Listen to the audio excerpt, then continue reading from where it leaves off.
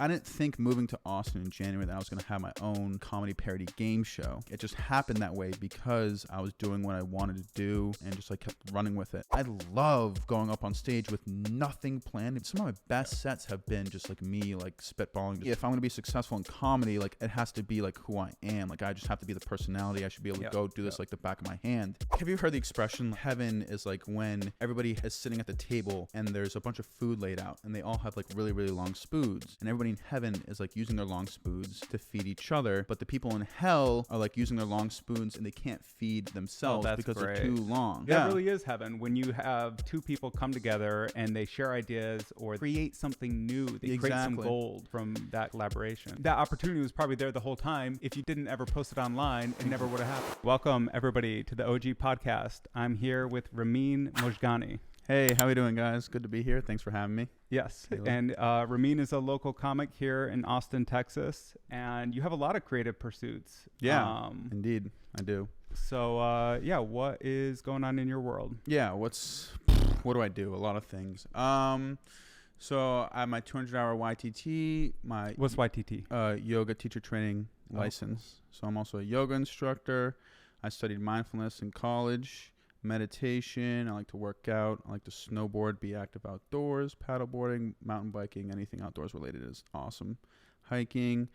I also do have some rap, like 6 songs out on Spotify, just like a fun hobby of mine. Nothing to take too seriously. Can we find you on Spotify? Yeah, you can. On my Instagram, if you look up Ramin the MC, Ramin the MC, all lowercase, you'll see my link tree in my bio. You just click on that. It has my Twitter.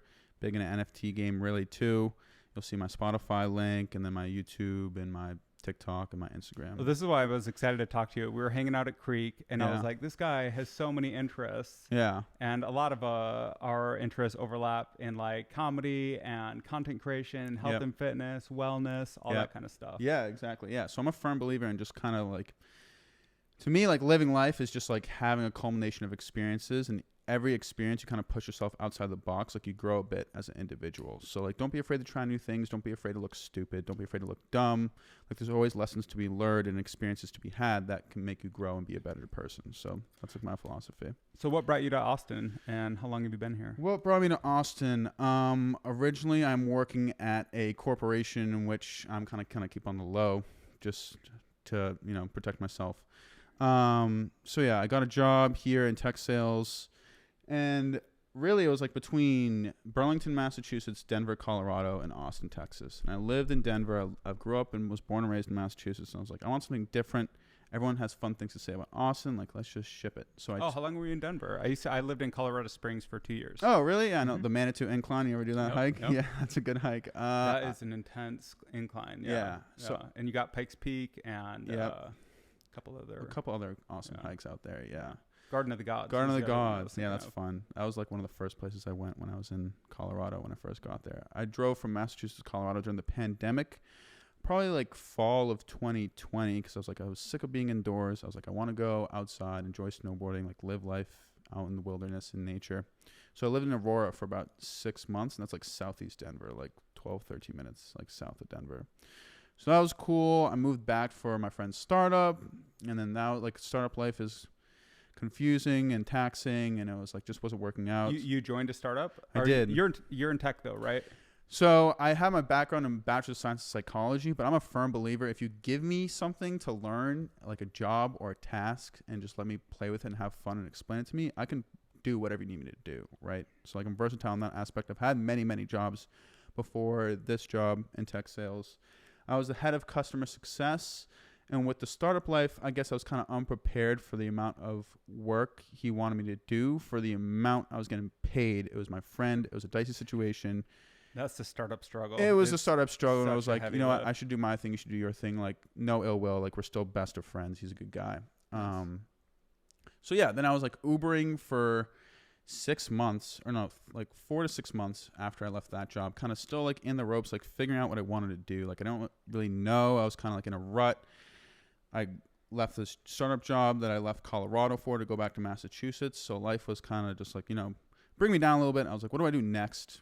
And I just kept trying, kept pursuing, just like opportunity I was given to. I asked friends for jobs. Luckily, this friend reached out, referred me. like helped me through the interview process, helped me get this job. And then now that I've been here in the job, in the role, doing comedy, like comedy's going great and the job's going good too. Like I'm performing. Well, so one of the questions I wanted to ask you is how do you balance all these things? Because you listed like 12 interests there. Yeah. So like, how do you stack rank? Like what's your top priority? Like in a given day, if you have 18 hours, how do you decide it can be hard to spend time on? It can be very, very hard. And I've definitely played, like this took years to kind of figure out and iron out.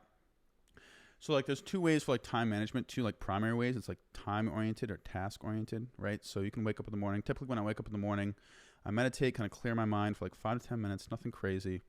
And then I write down like everything on my mind that I want to get done. Right. Oh, So it's like, idea. It's like comedy. Like I want to do this set Monday, Tuesday, Wednesday. It's like in the morning, but also before you go to bed at night. So it's like you have kind of when you go to sleep. I do that a little bit, but yeah, you kind of know what you're doing the next day. When you wake up in the morning, you kind of prioritize, hey, this is what I want to do for comedy. I need to hit this set. I need to record it for work. I need to get this, and this done.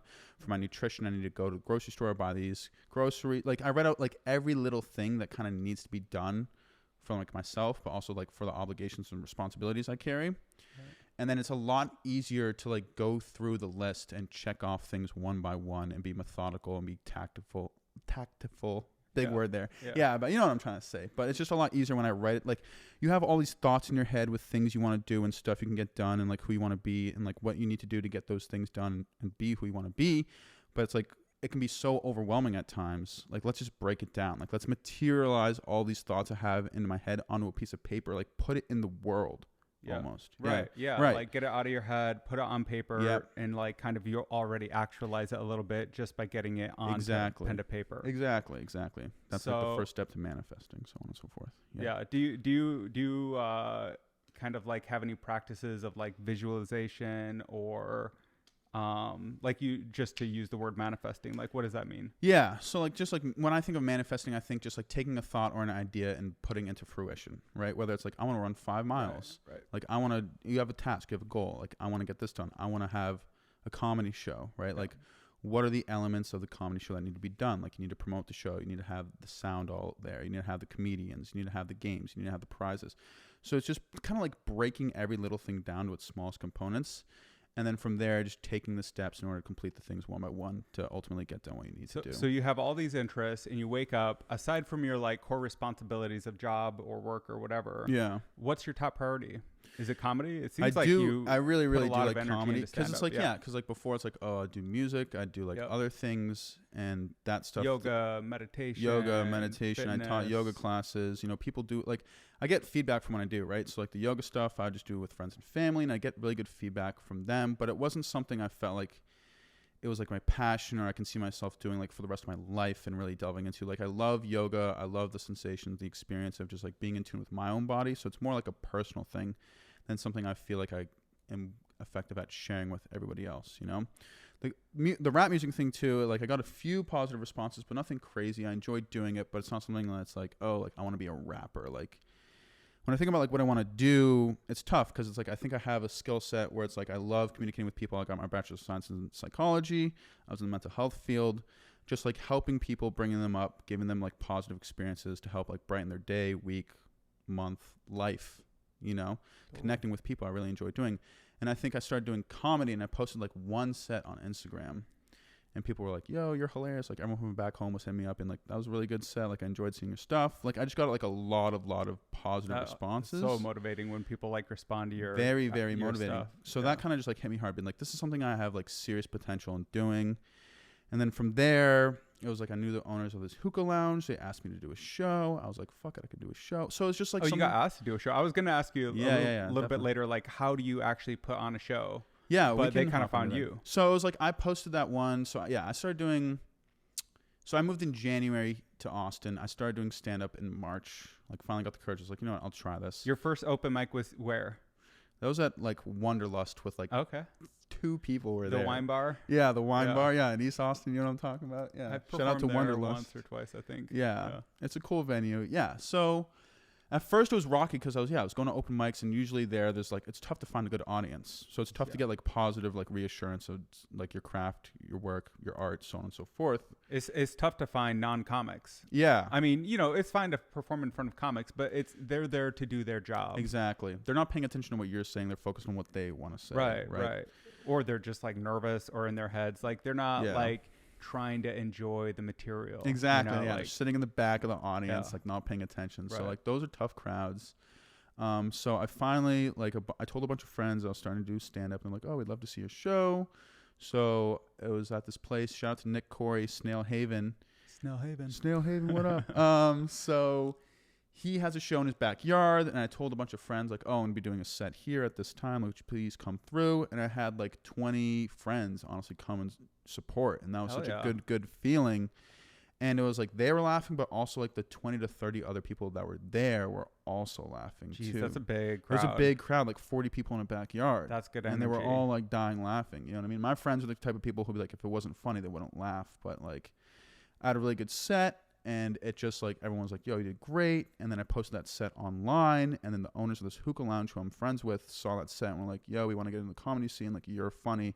Can you help organize a show? See, that's what happens when that is manifesting. That's manifesting. So you have an idea, you write it down, you go and make it happen. You invite the people, you post it online, and then that creates this opportunity. Exactly. And that opportunity was probably there the whole time. If you just didn't ever post it online, it never would have happened. Exactly. That's something that's so important, is like kind of like following this momentum of like stuff, like opportunities you get from just doing like what you've been doing and what you love to do. Like I didn't think moving to Austin in January that I was going to have my own like comedy parody game show. Yeah. But it's just like, it just happened that way because I was doing what I wanted to do, found a love for it, found a passion for it, and just like kept running with it. And then like these doors just started opening. So this is your monthly show at the hookah bar? Yes, at Aura Hookah and Cafe. Or a hookah and cafe. Yeah, it's like West Austin, west of downtown. And then what's the game show?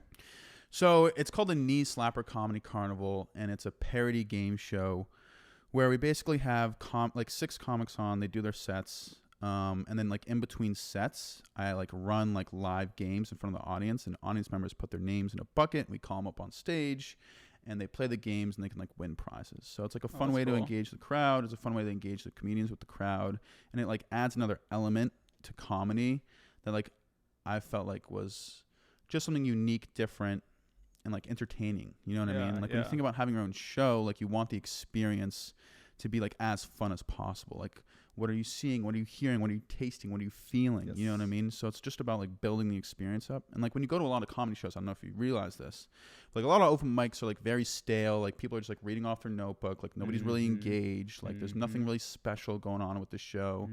Like it's dull and stale. And I was like, I just want to take like, you know what I mean? I don't want to be dull and stale. I want to be exciting. I want to be fun. You want to add more elements into it. Yeah, exactly. So that's have you ever read I think it was Born Standing Up by Steve Martin?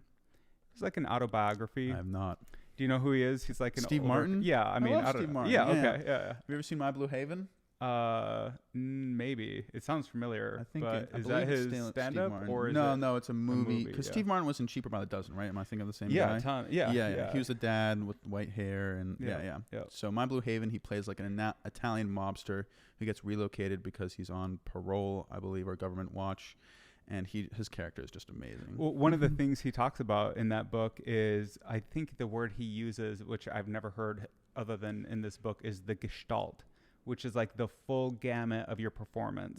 So you walk on stage and you're instantly being not judged, but like that's the performance. Like, how are you dressed? Like, how are you walking? Yes. What is your attitude? What is your energy? Exactly. And he's coming on with like a banjo, wearing a suit and like an arrow hat or whatever, like super silly energy, whatever his energy is. Yeah. And but the gestalt of the performance is like everything that you bring to the table, even like things that aren't funny, you know, like maybe like your wit or your, I don't know, even like sexuality. Like there's different elements that can be entertaining and engaging to people. Absolutely. And it sounds like you've incorporated more than, like you wanted to incorporate more than just like a stale open mic. You wanted to create something that engaged the audience. Exactly. And was actually like, you know, more of a entertaining experience. Exactly. Like when you think about a show and like if people are enjoying it or how they're experiencing it, like you have to think about all the different elements and emotions that you're conveying to the audience. And I like that a lot, actually, what you said. Because I do draw a big inspiration from like Steve, Jim Carrey, like all those people who are really just like have creative. such big stage presence. They have such big stage presence, like personalities. Like they're so unique and definitive in what they do. Nobody could ever even begin to replicate what they do or even try. So I think just like being something different, being something unique, like differentiating yourself, like bringing everything you have to the table. Like, yeah, I'm like this weird, goofy yoga instructor, health nut. Like bring them on stage, like handing out prizes to everybody. You know what I mean? I think it's just you can't like. Nobody can replicate you. Nobody can compete with you. Exactly. It's one of a kind. Something I can do and I can only do like to the best of my ability. And like, I'm going to be the best at it, like no matter what. Like I'm confident in that. So. And I think that's what people come to stand up for. They want a perspective. They want commentary. They want jokes. They want funny more than anything. Yeah. But assume those are all like the baseline. I think the thing that adds a little bit of magic is when somebody is like authentically themselves in a way that's like entertaining and nobody else could be. Exactly. And presenting that. Yeah. Can kind of be hard because you got to get out of your own head. You kind of got to get out of your own way a little bit. Yeah, exactly. Not that I know how, but you know. No, adding on to that, especially like I think that's huge too with comedy, like performing arts in general. It's like I watched an interview on Trevor Noah about he was talking about opening for Dave Chappelle. And I forget like where this interview was. It was a woman interviewing him. And he was talking about like being really nervous for opening for Dave Chappelle. Like there was all these big names there like Louis C.K., Kevin Hart, you know, just all these heavy hitters. And he's like, do I really deserve here to be here right now? Like opening for Dave Chappelle. Like, this is crazy. Like, am I really that imposter funny? Syndrome. Yeah, exactly. Like, do I really deserve to be here? So he walks up to Dave and he asks Dave, he's like, Dave, like, why am I here? Like, there's a bunch of really big names who are super, super funny. Like, am I really that funny? And Dave's like, no, you're honestly like not that funny. Like, I know 15 people who are like way funnier than you, but you're here because you're interesting. And that kind of like, it just like clicked in my brain. It's like, oh, like, yeah, like comedy, like you have to be funny, but like you also have to be like a personality. You have to be like distinctly you. You have to be like interesting. You have to be relatable. Like all these other elements that come into comedy when being like a performing artist that like other people might gravitate towards to, aside from just like the jokes. You know what I mean? So that really kind of got my gears turning and me thinking about, oh, how can I push the limits of me being on stage with just like 4 minutes on stage? What can I do differently to differentiate myself, make myself interesting, make myself unique, be like, oh, Ramin's that guy who does this. Like, he's different. You know what I mean? Like, we should go see him. Yeah. So that kind of like really, really sparked a creative bulb in my brain to kind of keep on pursuing comedy forward and kind of taking it outside of the box of just typical, I'm going to go up on stage and tell jokes for 4 minutes, you know? Right. Yeah. I mean, it's hard to get on stage. Like, I think that sets you apart from other people, just the fact that you're willing to do that. Yeah. And there's something I think in anyone, you know, like there's a dark side of maybe like narcissism or whatever, like attention whores. I think like any actor or comedian like kind of shares a little bit of like, you know, they value attention. Of course, it's valuable for so many reasons. Right. But like, the other side of it is like you got something to say, like you have something you want to express, and you got to get it out. Like there's something in you that you want to get out, and you know there's all these different mediums to do that. Like people might pursue, you know, acting or comedy or even YouTube or whatever. Like there's so many opportunities to express yourself now. Yeah. So what draws you specifically to comedy versus like other ways that you could be? That's a very good question. I'm actually like really glad you asked that because it's been something I've been thinking about a lot too. Like comedy, for the most part, is like a platform where you can express yourself and kind of be like as unfiltered as you possibly can be in today's day and age. You know what I mean? Like take what I say with a grain of salt. Yes. Like a lot of people who are comedians, you know, they use comedy as a platform to express, you know, their trials and tribulations and make fun of them to empower themselves, right? So I think like that part where it's like, okay, you're uncensored. I think that's my favorite part. That's my favorite part. That's a big part. Let it fly. Take that Overton window, throw it wide open. Yeah, exactly. So it's like, yeah, let it fly. Like you're uncensored. And I think also like in its essence, like what comedy is, like I'm on stage performing, like I'm conveying certain thoughts, feelings, and emotions onto the audience so they can also feel the same thoughts, feelings, and emotions. Like that's a very, very powerful thing. And it's like, to take it even bigger, and I'm kind of like going to Kanye West this, it's like, if you think about the world and where we're living in now, it's like the sum of like what the earth is a culmination of how people are feeling and expressing themselves to make changes on the world, right? Like if somebody says a joke, I feel funny. Like I might buy someone a drink, I feel good. I'm going to have a good time tonight. Like I feel good. Or if somebody, you know, mistreats me, mishandles me, like, you know, kind of like the idea of global consciousness. Yeah, like, exactly. Yeah, like right. universal consciousness, like we're all one, like we're all connected Right. in some way through matter, like we're all exist on this plane that is the universe. So it's like, in its essence, like what I'd like to use comedy for is like to express myself, like make people feel positive, funny, good, so that they can take that back with their lives and like hold on to that emotion and have positive impacts on the But the world. only way to do that is, and to genuinely do it, is to be feeling it and experiencing it yourself. Like people want to escape their own heads, and that's why it's so annoying when you, not annoying, but like it's just not funny if somebody goes on stage and they're super awkward and they're super, you know, nervous and they're like anxious, and like that's everybody's life already. Yeah. We want the guy who's free. We want the guy who's open and expressive and having a good time and enjoying himself and expressing himself. Yeah. And then we can kind of fall into that world for a little bit, and if that comes with like some ideas that are not only like intelligible, like we can actually follow what they're saying, because sometimes you don't even know what people are trying to say. Right? Yeah, it's true. Like, that's like half the problems with a joke that doesn't hit, is like they just didn't even understand what you were trying to say. Exactly. Yeah. But like assuming that the audience can understand your material and connect to your material, then they can kind of get out of their own heads for a minute, and maybe even they get like those patterns in their own minds, and they're starting to think like, oh yeah, that is true, and like you can like have that insight. Exactly. No, I agree. It's a very, very, very, very, very hard skill to do, to be able to communicate effectively to the point where someone can internalize what you're feeling, thinking, and saying. It's hard to do it synonymously with what you're feeling and saying. You know what I mean? Totally. It's hard to do it just in front of like a camera alone in a room. Yeah. Now add all the pressure of a live audience in like a strange venue, and like, you know, like it gets it's levels of complexity. And I think that's why comedians get so much respect, because a lot of people have good ideas. A lot of people can make those good ideas funny.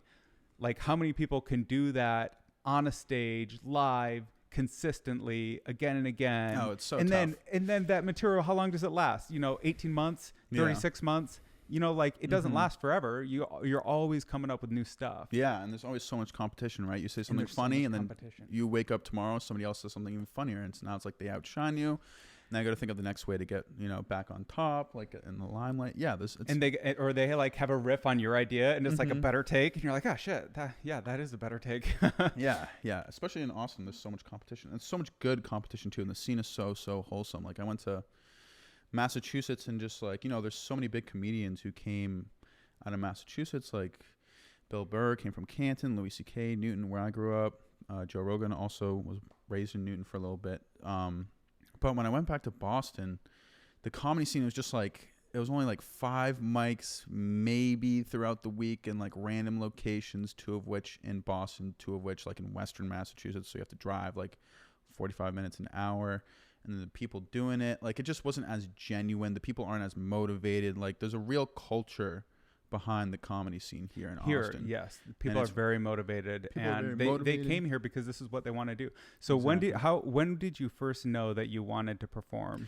I've always wanted to, like, I was always envious of comedians, how they can just, you know, like when you think about the greats like Russell Peters, Joe Rogan, Dave Chappelle, like Bert Kreischer, like recently Tom Segura, they can just, I'm so envious of the fact Bert Kreischer's great. Yeah. No, we I love feel Bert like everyone Kreischer. dumps on it. Yeah, everyone loves him. He's a very lovable person. I fucking love that man, because he's able to just to be like the full expression of himself. Like, you know what I mean? Like he drinks, like he doesn't give a fuck. He's like, I know I drink. Drinking is fucking awesome. And he's fucking making millions for just like being him, his authentic self. I feel like it's like everyone shits on him, but they do it because he knows that everyone loves him. Exactly.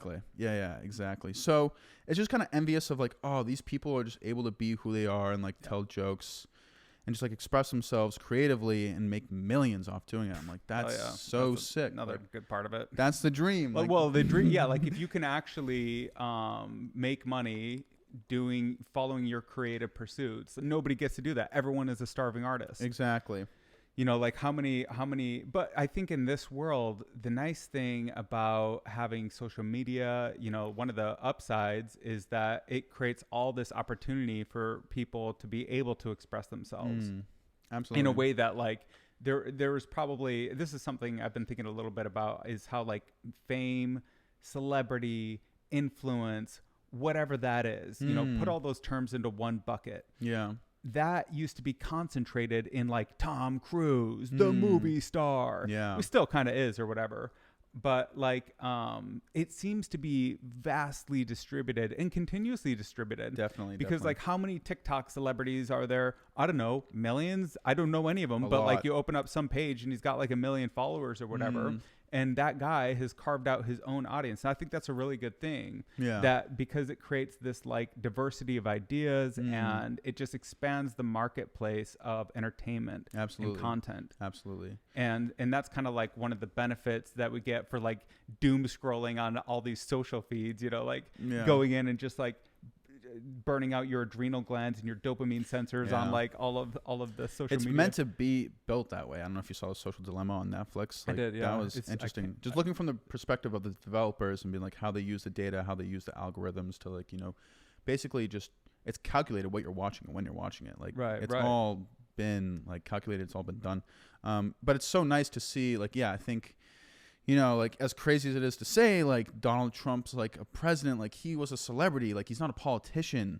Right. Like we're kind of just like kind of expanding like in terms of like what we thought, only certain people can do this. Now it's like we give the power to the people. They can become influencers. They can become their own, you know, radio host, their own talk show host. Like Donald Trump is kind of a dicey example because he is a dicey example. It's I like using polarizing examples. It is abrasive. I mean, he's not the best example. He is so polarizing. Yeah, he is. And people like, man, he really creates some mania in people. He's so interesting to me for that reason alone.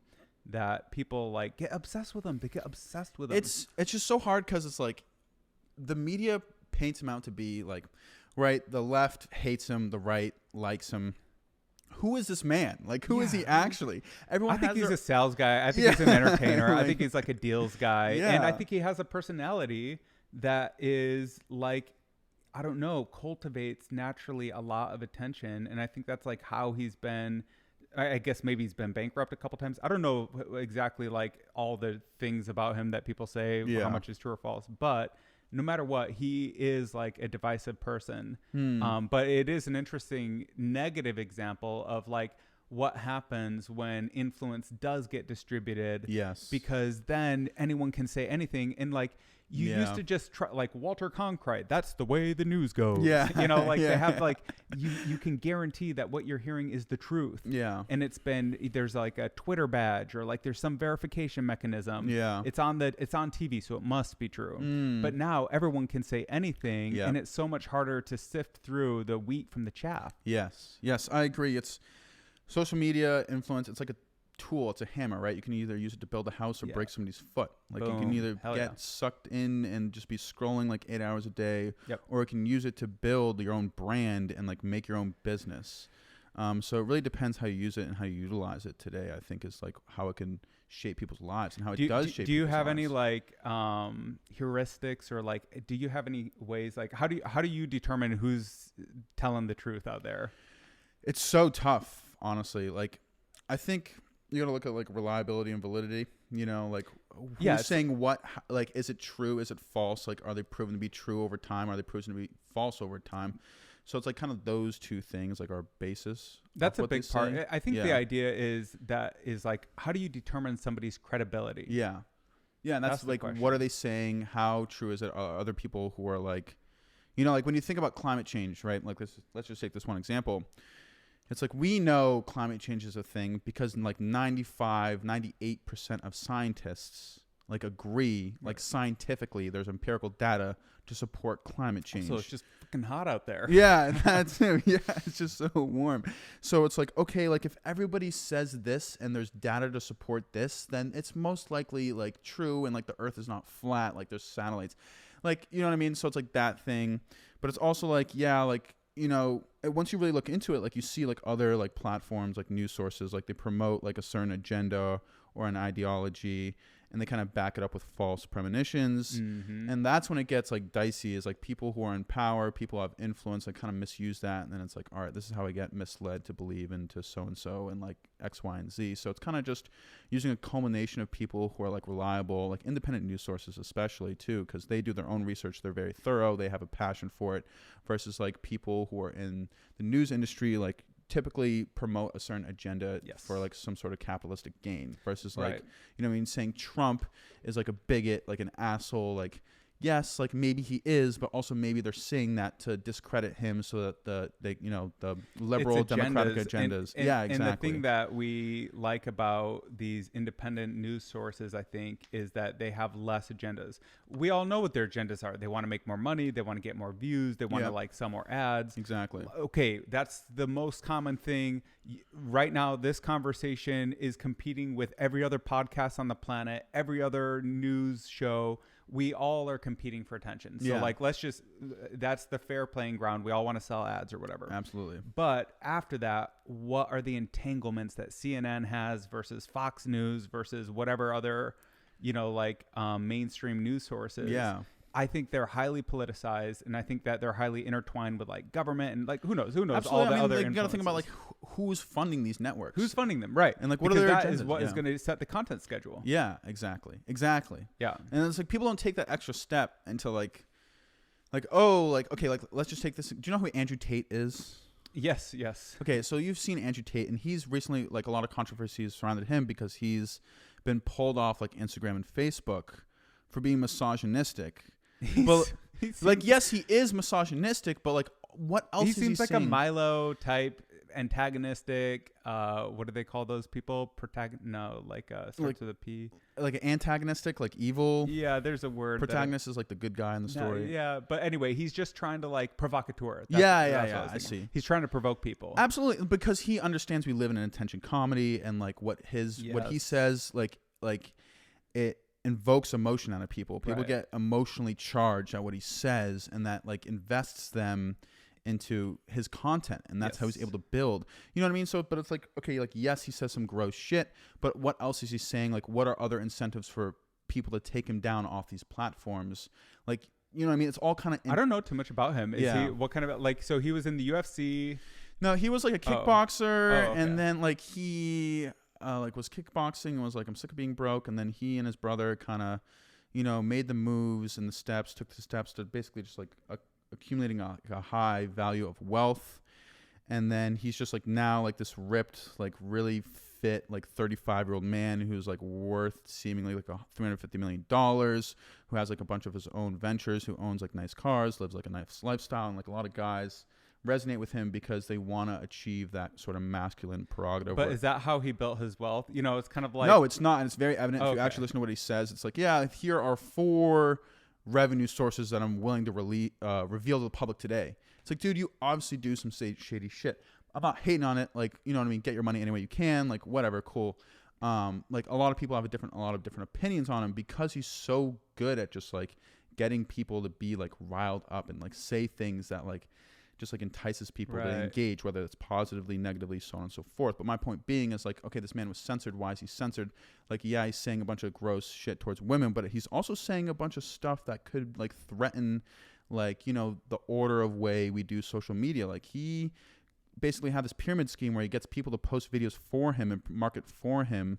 And it's like he's everywhere now because of that. And it's like, that's dangerous. Like, he's like threatening the way we have order in like these different social media platforms. So it's like you got to also think like what else is he saying to threaten maybe like the the way like social media has been carried out and the way people post content and so on and so forth. So I have seen some of his misogynistic stuff, and my take on it seems like he's playing a little bit of a role there just to try and just to get people pissed off. Yes. It's like, and create an emotional reaction. Exactly. Basically. Yeah. Even if you hate someone, like, you're still watching all their shit, like you're still giving them money. Let me use a different example besides educate. Like, let's go back to the social media dilemma, right? Like the social dilemma, that Netflix documentary, right? Right. So it's like they highlighted the importance of like, how gross it is for these big developers and CEOs to like exploit the data of like the everyday consumer and use it for their own personal gain, right? Right. Okay. So then at the end of the documentary, like they said this thing where I was like, oh, like all these private corporations are like abusing like people's rights.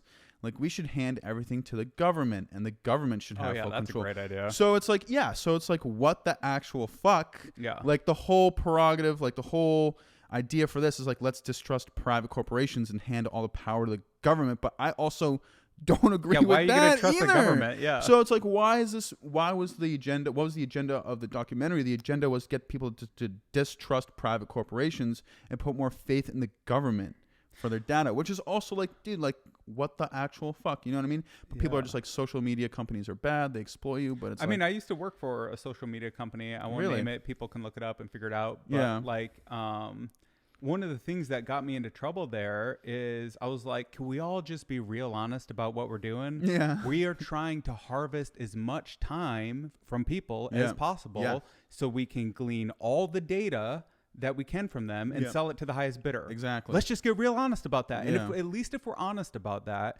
maybe we can like build some tools or some policies that will be protective or whatever. Or people can benefit from it at least. You know what I mean? If they're spending all their time like on social media, like, you know what China does? Like TikTok, like children can't go on. Like Joe Rogan's talked about this. You can't go on after 10 p.m. Like they put like scientific achievements, like athletic achievements on there. So it's like they can motivate these children to like aspire to be something better versus just like people dancing. You know but I mean? I would trust that these social media companies will align their incentives with the market forces. And if like the market forces dictate that you have to like do that type of stuff, like promote education and promote wellness, and you know, in China, it's top-down governmental. Yeah. You know, like there's all these problems and side effects that I'm sure are created from a top-down approach. Yeah. But if like the market actually dictates what we want is education, information, and like positive well-being, then I think these social media companies will respond. But right now, these algorithms are blind. Yeah. They're really just optimizing for time and app. That's, you know, what are you trying to do? Optimize time and app. It's what this conversation, we are trying to optimize time and app. Yeah. We don't want people to bounce from this video.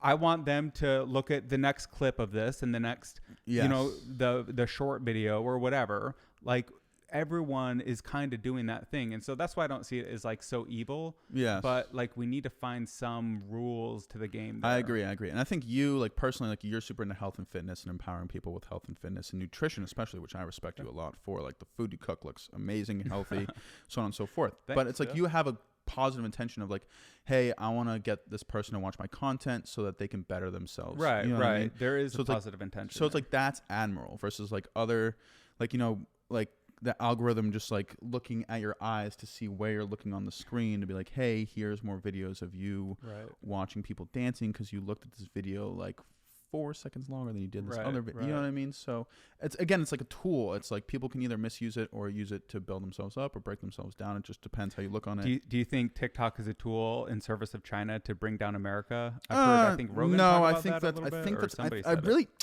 it. I don't think it, no. I think that's like a little exacerbated. I mean, like, yes and no, kind of. Like, I think China's like definitely aware of it, but I think it's also like the American people like have the most power. Like, if everyone really just watched videos of just like how to better yourself, like how to eat healthy, how to work out effectively, like if we honestly took all of our attention and just focused it towards that, like then the app would generate, like the algorithm would support that. Right. You know what I mean? The algorithms are giving us exactly what we're clicking on. Yeah. They're just feeding more of what we want. Yeah, exactly. And it's like, if the people really need to kind of, I think, that's one of the mysteries I've always had. Like, people are always like, the algorithm, it's such a mysterious thing. Like, let me tell you, these engineers barely understand how these things work. Yeah. Like when you build these machine learning algorithms, nobody can tell you what's in the algorithm. That's kind of like how it's built. Yeah. It's a bunch of training data that gets piped in, and you're trying to optimize for something. Like, let's say you're trying to analyze pictures for a spoon,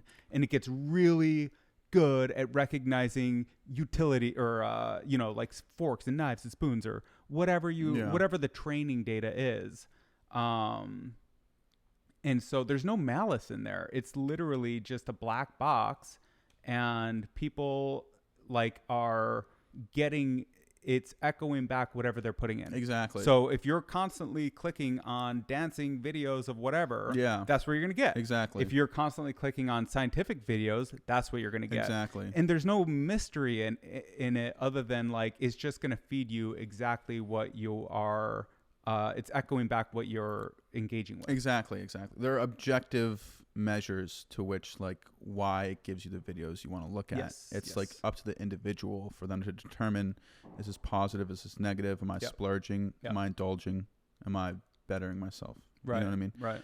And it's like, you know, like society is set up in a way where it's easy to indulge and it's easy to go down that wrong path. But if you have a little bit of self-discipline and you put in the work, like it's easy to set it up in a way where it's like, this will be mutually beneficial. Like the content I'm looking at will like, could help me every day in my life in terms of nutrition tips, in terms of just like working out, in terms of like finances, discipline, like self-actualization, so on and so forth. Because I do see some good content. But it does take discipline. It does take discipline. And that's something that's like, it's not taught in schools, right? How to be disciplined. Like you kind of have to figure that out for yourself, whether it's through a sport, whether it's through like an extracurricular activity.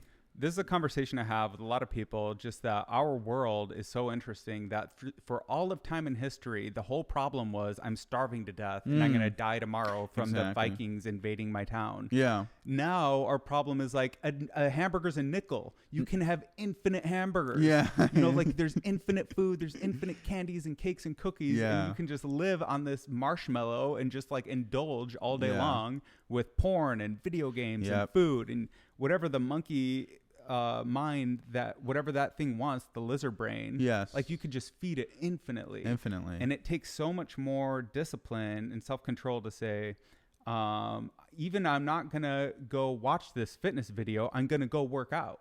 Like, you know, like there's all sorts of levels to it. Absolutely. I think especially like today in human history, like the past 50 years, like think about like the technology boom, the information boom. Like we're biologically designed, like we're outdated, like we were, you know what I mean? Our genes are meant to support like who we were like outdated 400 years ago, you know what I mean? Like, and I think all these issues 4 million years ago. 4 million years ago. Exactly. You know what I mean? So I think it's just like a very challenging thing where like we are learning to adapt to the way we've been expanding and growing. And it's like, we are not biologically meant to support the way we live now. Like, you know what I mean? There's in-group biases. Like before, like when you were like raised like in a part of a village, like you'd only want to feed your village so your village, your people can survive. It was like life or death situation. If someone rolled up on your village, you'd have to kill them. You know, you'd have to have angers of malice, like violence, like frustration in order to live.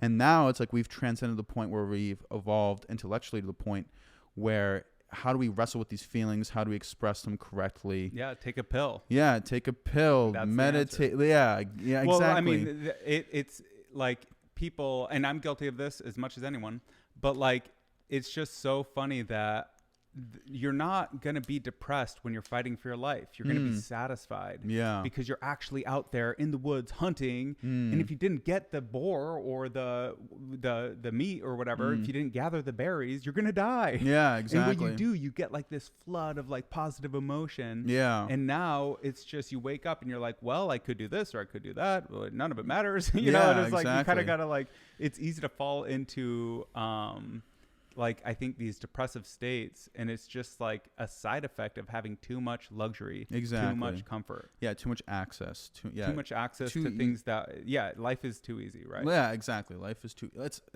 almost hard because it's too easy. Like, how do I manage I think who it is I harder. am? I agree. It's very, very hard to be like, how do I manage who I am? How do I grow?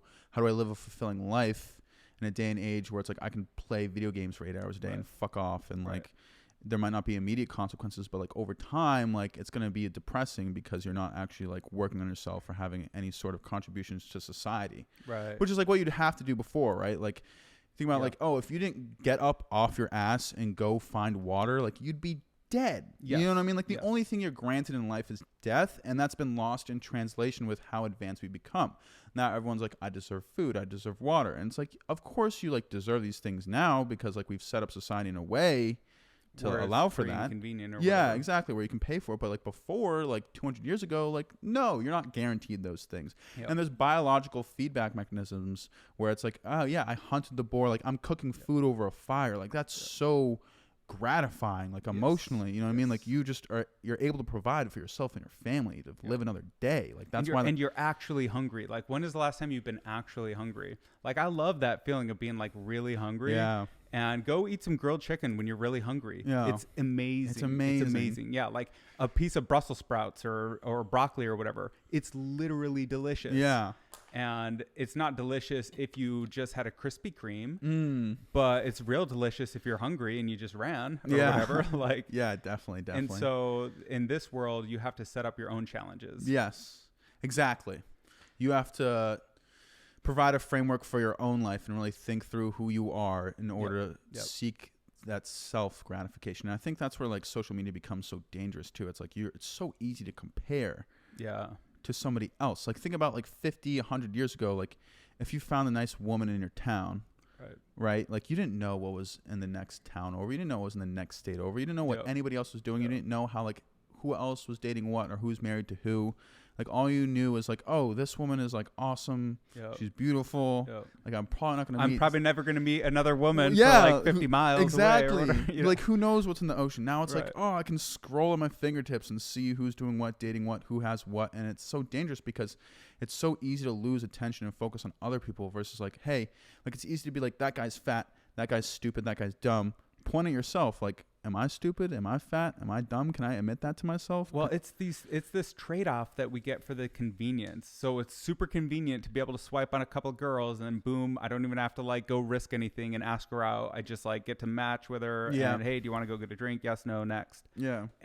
But like, what do you lose in that convenience? Well, you're not really putting anything on the line. Yeah. Like I'll cancel that date last minute and neither one, we've all been ghosted 1,000 times. So nobody cares anymore. We're all like, immune to it. Yeah. Or like I've had this fight or this disagreement with this person, I bet I can find someone who's even better. Right. It's like we're not willing to work through our flaws. We're like, oh, I'll just escape and go towards the next best thing, seemingly. So the convenience creates this counter effect of, I don't know like exactly what it is, but there's a downside to this on-demand world where you can get anything you want exactly when you want it, like delivered to your door. Agreed. Yeah, it doesn't like incentivize like hard work. It doesn't incentivize hard work, and it gives you these so that it doesn't incentivize hard work. You're getting unearned pleasure, and it's only going to increase because one day instead of DoorDash, you're going to have Sex Robot Dash or whatever, right? And it's going to be like she's a 10, and she's indistinguishable from like a real girl. And machines are just going to come to your house and suck you off. And yes, then leave 100%. And then you're not going to want to talk to women because of that. What would be the point? This one's got like the perfect algorithm that knows you. They've got the company based off of all of your past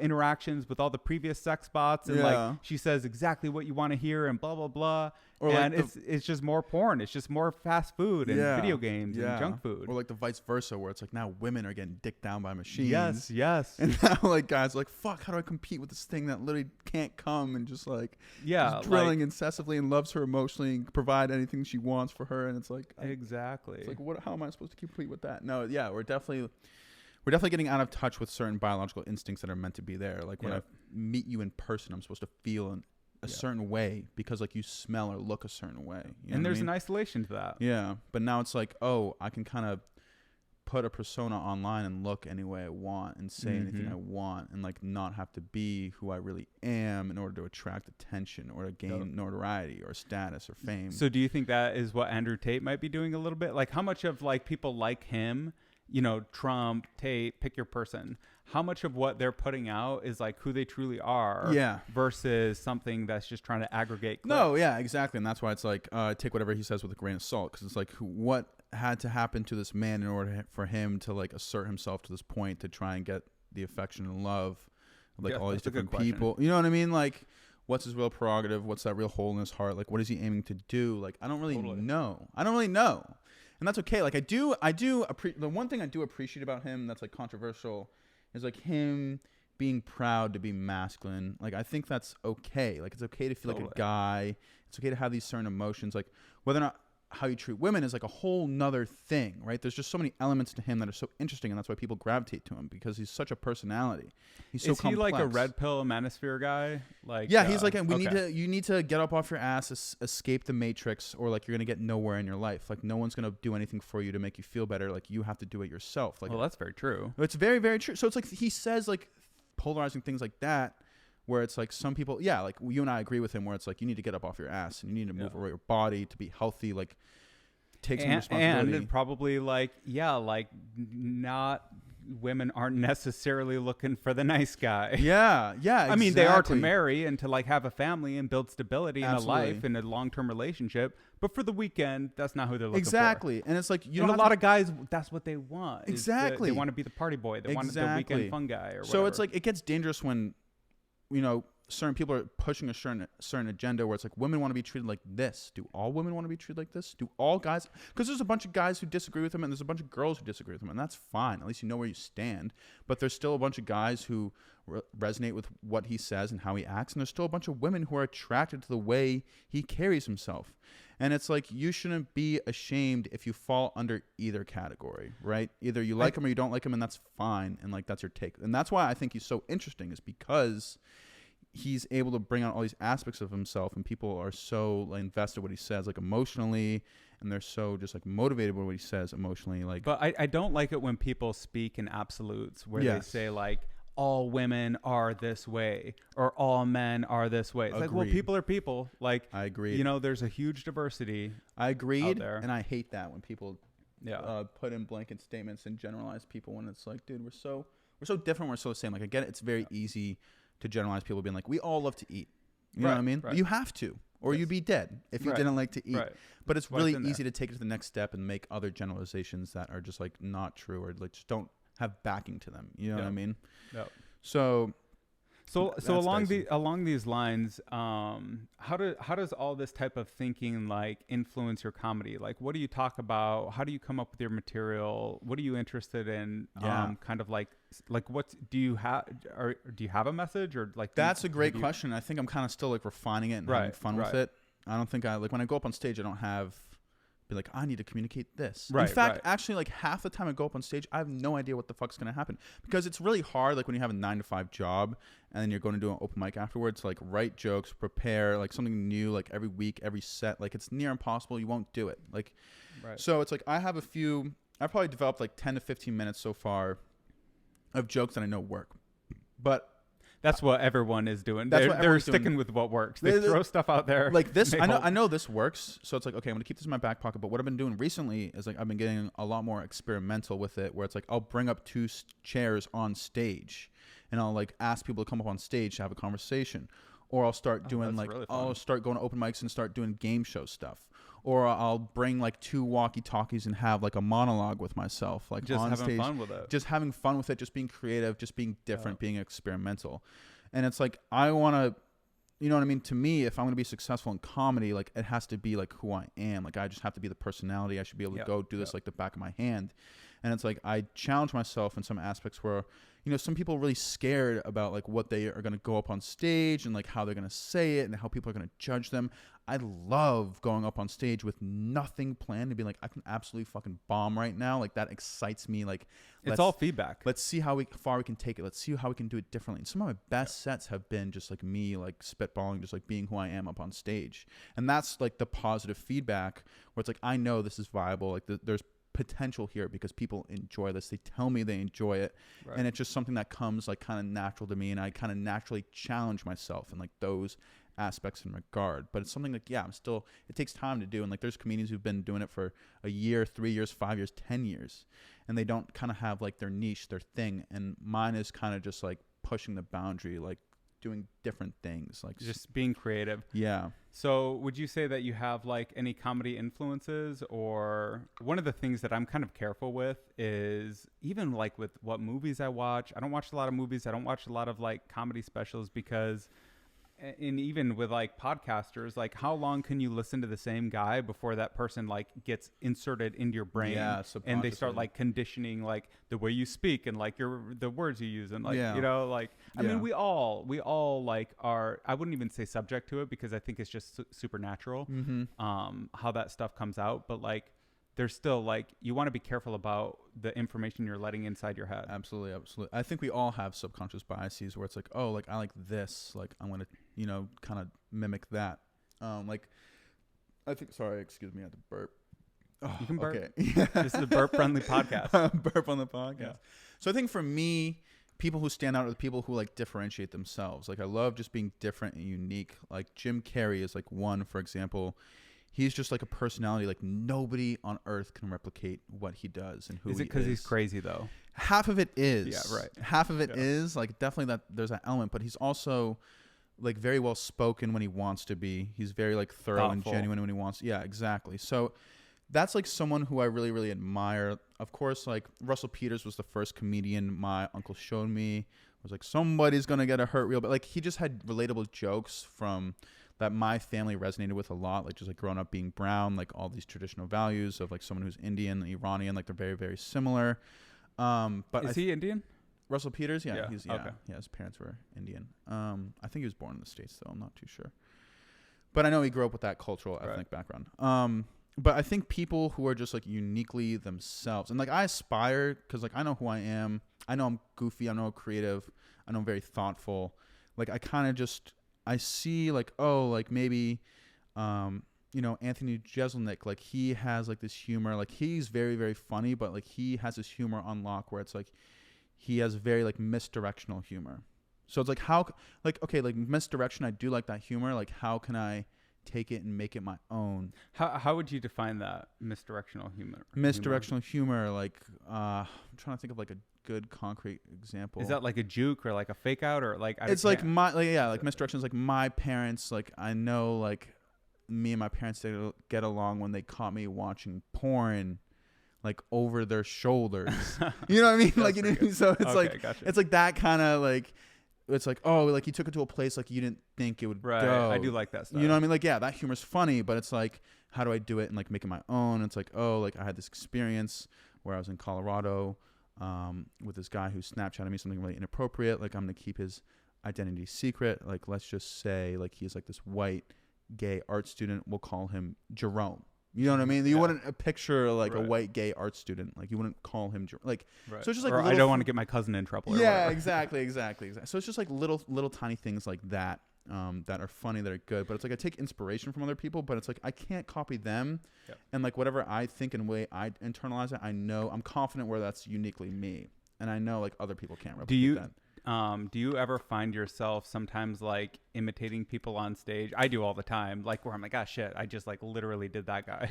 Kind of, but like no, because like half the time I go up on stage, I have no idea what I'm doing. That's true. But if you when you listen to the recording, you're like, like a little bit. I mean, it's been a while since I performed. So yeah. I also honestly like I'm not like comedy. Like I know the big names like Tom Segura, like Burt Kreischer, Joe Rogan, Dave Chappelle, like Louis C.K., Bill Burr, but like. Any step below that, like I'm kind of know the Mark Normans and the Shane Gillises, but like other than that, I really don't know that many comedians. Right. So like I kind of limit myself where it's like I'm only really like watching like the best of the best, and like they're so them. Like I know I can't do what they do, but I do take some inspiration. But like the way I internalize it, I'm like confident enough in who I am to let it be. This is going to be distinctly me. But even Mark Norman is a good example. I really resonate with his comedy. I mean, he might be like, I wouldn't say he's middling. He seems like pretty legit to me. But no, like, yeah.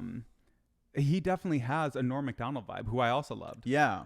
So I think it's like that's where taking like I'm like, oh, like this person's just them. You know what I mean? Like I don't read into their like I don't take their like. But it's not like an impersonation, and it's not a negative thing at all. It's more of like and I wouldn't even call it an homage. It's almost like you're both tapping into the same vein. You're mining ore out of the same vein. Yes, yeah. I see you. I personally, because I do like a lot of improv, like I don't think I fall under that trap. Sometimes with some jokes. Like maybe I'll see like a Twitter joke and I'll kind of like take a spin off of it and kind of add an extra element. Right. And like that's where I am guilty, where it's like, but is that bad, or is that just riffing on like, is that just a continuation of an elaboration? I think it's dicey. I think like especially in the comedy community, people can get very, very like offended and upset really easily if it's just like, oh, you're straight up taking his joke. So it's like, it sucks when you feel like you had an original idea and other people took it from you and then even made money off of it. That is a bad feeling. Yeah. And it's like, I mean, that just comes with the feedback. You know, if I say like a joke that I found out online, like people aren't going to call me out on it because I kind of tweaked it at a point where I made it distinctly me, and no one recognizes that, oh, this was influenced from online, versus like other comedians who I might know who like say certain jokes who I'm not going to say. like they've been prone to being like called out for, it's like, dude, this is like a TikTok, or like, dude, this is a meme. I don't think you can get too serious about it, because did you ever hear this quote from Carl Sagan? If you want to create an apple pie from scratch, you have to first invent the universe. Yeah.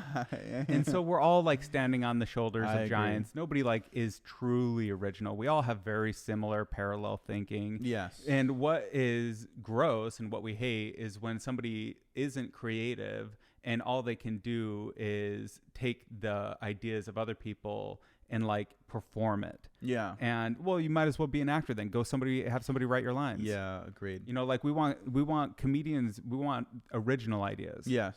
I think there's a natural balance, and that like falls in the hands of the audience in terms of like, hey, this dude is like blatantly ripping off somebody else. So like, oh, this was a funny take on this conversation that this other person talked about. It's like how you do it, how you navigate it, like what's your delivery, like, you know what I mean?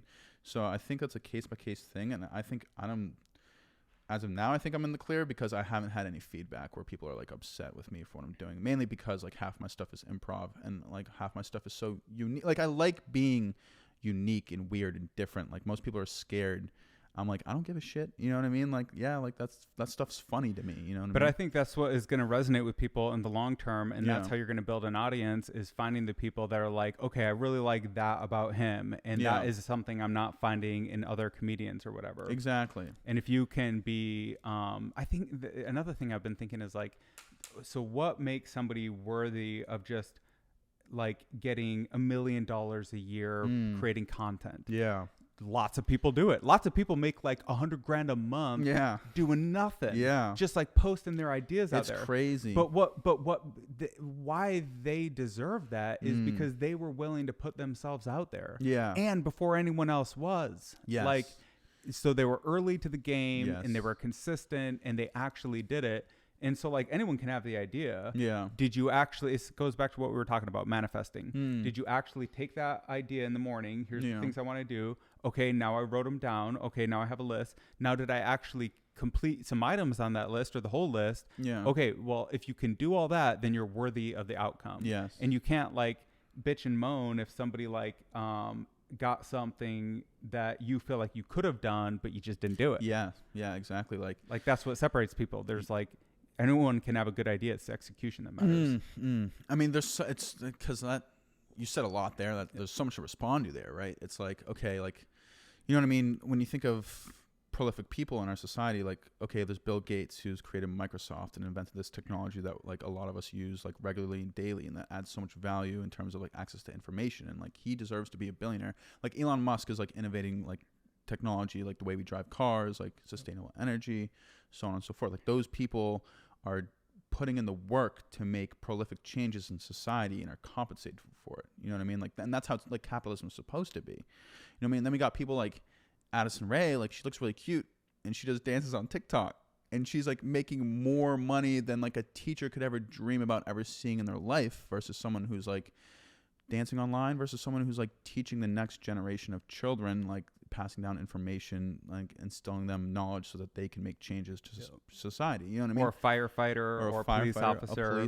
You know, like so there's such a wide, I think the disconnect comes from, hey, like what's going to make me money and what's going to be like productive towards society. Like ideally all the things that are making you money should be productive towards society, but there's a disconnect, and like some of those things aren't true, and some people are capitalizing on ways to make money without actually like servicing society in a productive manner.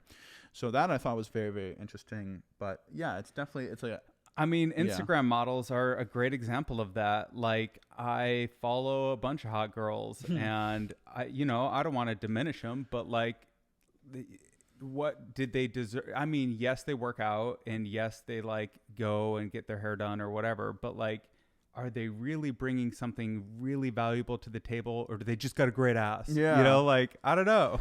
Yeah. It's like, okay, like when you think about Instagram models specifically, it's like they put in the work to look the way they are. You know what I mean? Yeah. And people like... And that's valuable. That's valuable. People love looking at that. People deem that as valuable because like when you think of beauty too specifically, it's like, oh, like this person, I want to be with this person because they're beautiful. Like I want to procreate with this person because they have good genes. We can make beautiful children.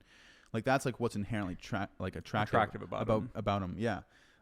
They put in the work on their bodies themselves. They look a certain way. They raise the standard of like how people what beauty is.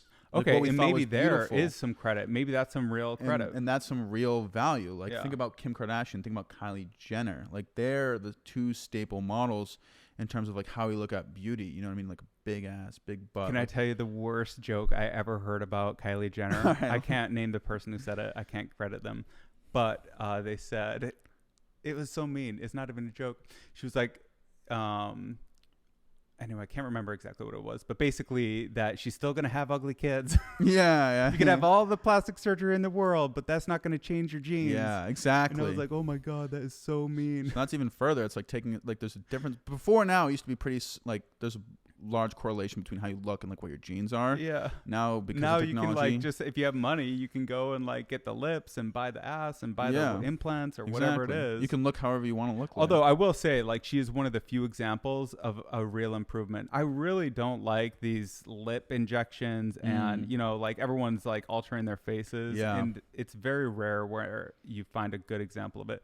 But Kylie Jenner is a good one. Unfortunately, it's not going to be passed to her kids. Yeah. Yeah, I mean, they'll be able to afford it anyways. Yeah, they'll be fine. Yeah, they'll be okay. Yeah. Nobody's feeling bad for the Jenners. Yeah, nobody. No, yeah, exactly. I forget who told this joke, but it's like Kris Jenner or Caitlyn Jenner, like won Woman of the Year, like the year after. I think Dave Chappelle said it. It's like this woman was a woman for 1 year, and now she wins Woman of like the Year. It's funny. It really is a man's world. Well, it's just like it's like if a man can live his whole life for 40 years or 50 years or however old he is, and then in 1 year he transitions. It's just men can do anything. Men run the world for real. Like, we can be the best man and the best woman. It's incredible. It's incredible. That's what's so ironic about it. No, we're living in a fucking crazy time to be alive. It's so crazy, dude. It's so crazy. It's crazy to see, like, where we're going, where we're headed, like, where we're, like, what path are we on, like, what needs to happen in order for us to, like, continue and sustain. And yeah, it's just, I'm excited and nervous at the same time for what's going to happen. Me too, dude. Yeah. But it's a fun time. I'm super happy to be here in Austin and be able to connect with people like you. Definitely. What do people need to know about Ramin that we haven't covered? That's a good question. What do people need to know about Ramin? People need to know that I'm, like, very, like, especially after getting in the comedy scene, like, I'm very, very adamant and persistent and just, like, pursuing, like, self-actualization. Like, I want to be the best I can be to service society and make people feel good and make sure they have a good time, and just, like, sharing, like, good experiences with people. And, like, that's my whole prerogative. That's why I do comedy, is because I want to go up on stage and make a bunch of people feel happy. So just know, like, there's more to come from me. Like, I'm multifaceted. I'm open-minded. Like, I'm educated. Super multifaceted. Yes. I mean, you have a wide range of interests. Yeah. For sure. And I love just, like, pushing the boundaries, pushing the limits. So just, like, keep an eye out for me. You never know where you might see me in the future. This is just the start. This is my first podcast. So, Caleb, I'd like to thank you for having me on, because you made my podcast dreams come true. Very happy to, man. Very happy to. So it's just exciting taking those baby steps, you know. Just, it's a long road, but I'm excited about the journey, not about the destination, you know. Like, well, we should keep talking. When we talked at Creek, I was like, okay, this guy's definitely got stuff to say. Yeah, no, and I appreciate it. I was super humbled when you asked me to come on and, you know, collaborate creatively, because I can understand how people, like artists specifically, are super sensitive about what they make and what they put out. So I just appreciate, you know, you being open-minded, you having me on. Like, super thankful to be on this. Super pumped up to see this in, you know, once this gets posted, and share it and so on and so forth. So I'm happy to keep on talking, happy to keep on collaborating. I'll happily come on here again. Maybe I'll bring you up on stage. Like, let's keep the like, that's a thing about, like, what I realized, like, before I go, and I just, like, really want to say this too. Like, everybody, like, have you heard the expression, like, oh, like, heaven is, like, when everybody is sitting at the table and there's a bunch of food laid out and they all have, like, really long spoons, and everybody in heaven is, like, using their long spoons to feed each other, but the people in hell are, like, using their long spoons and they can't feed themselves because they're too long. So I'm, like, a firm believer in the philosophy. It's like, dude, if I go out and do a show, right, and I see you on stage, like, I'm going to take a snapshot, I'm going to post it, I'm going to tag people in it, like, I'm going to put you on, because I know that's what I want somebody to do for me. I want people to put me on, and in turn I'll reciprocate. But it's like, you know, I love that metaphor. Everybody wants to be like an influencer. Everybody wants to be actualized. Everybody wants to be self-sufficient. Everyone wants to be, like, noticed, like, admired, have that status, have that influence, have that power, be rich.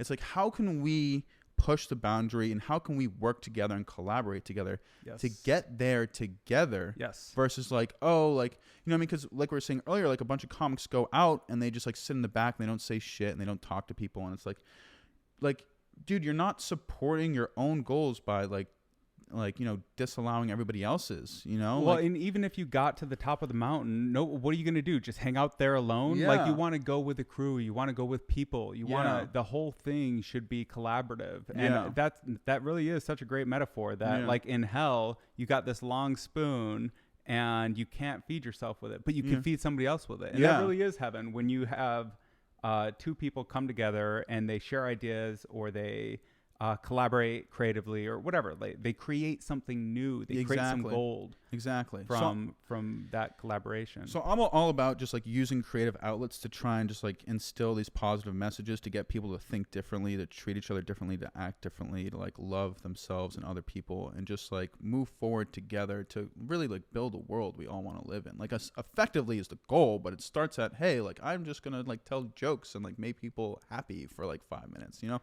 So I think ultimately it's just like pushing the boundary as like a creator, as a game show host, as a comedian, just like thinking outside of the box and doing things differently and building people up together synonymously to create like this sort of online platform, this feeling, this vibe, this energy where it's like, hey, you can hop in, you can support, and we'll support you, and everyone will grow, and we'll all get there together because that's where we all ultimately want to be. And I think that's what we have to build here in Austin is that community and that vibe where it's not people like gatekeeping and it's not nepotism and it's not like who's going to buy me a drink or do me a favor to get stage time. It's how can we surface the best ideas and how can we collaborate together to build something awesome that like actually is culturally valuable. Exactly. And it's like even the smallest things can make a big difference, right? Like if I go to an open mic and I probably only have like 410 followers, I think. Something small, but still something substantial, where it's like, if I post a snapshot of like somebody doing a set at a mic, like all my followers are going to see that. Like you're going to get 400 new followers. Yep. What if every comedian who probably has at least, you know, a couple hundred followers on Instagram did that for each other? You're going to grow your following so much faster than you would just trying to do it on your own.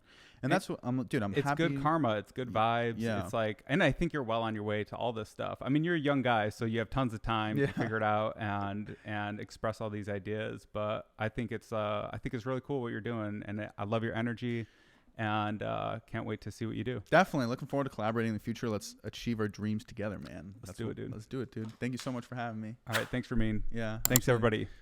Next Take time. care.